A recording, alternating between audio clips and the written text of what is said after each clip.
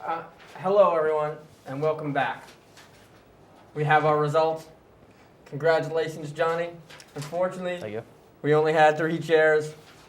Chris is joining us in a standing fashion. That's what happens when you don't win. Don't be too proud of your technological terror.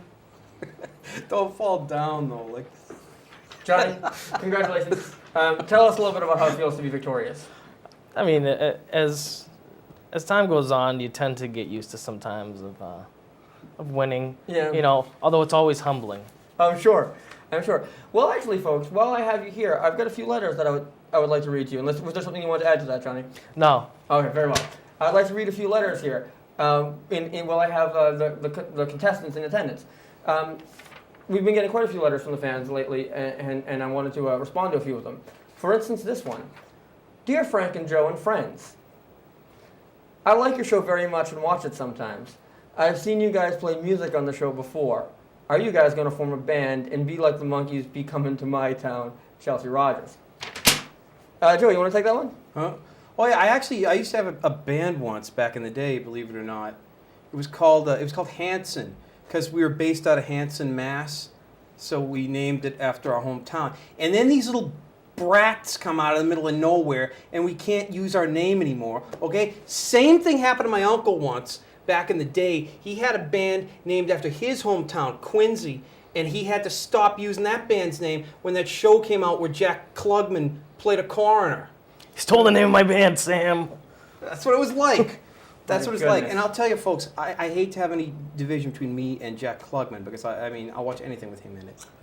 Well, after that experience, I can see why you might be reluctant to do another one and have stay to, more modest endeavors like designing the new town hall. We've got another letter here that I'd like to read very quickly. Dear guys, I watched your show last week and went out and purchased Haunted Homeowner. You might remember that was Chris's book, Haunted Homeowner. That's How I what Learned to bought Love it. Living with the Undead. Unfortunately, exactly what please it tell is. Chris that his tips for vinyl sliming didn't work very well. My house has now deteriorated in property value. Nobody will go near me, and I've been forced to move because of the slime dripping from the exterior of my home. I would like to see if he has anything to say for himself. Chris, very quickly, anything to say for yourself?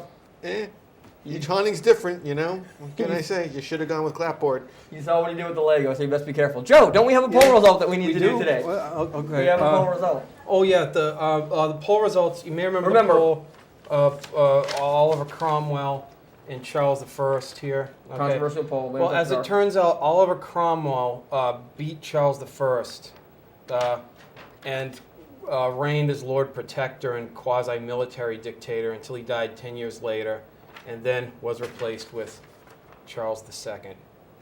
So the more Charles things change, the II more they stay the same. is the end of our weekly poll. Winner. Meet the new boss, same as the old boss, except he has another Roman numeral, not 1, at the end of his name. But then again, was the boss in the interim any good if it was Oliver Cromwell?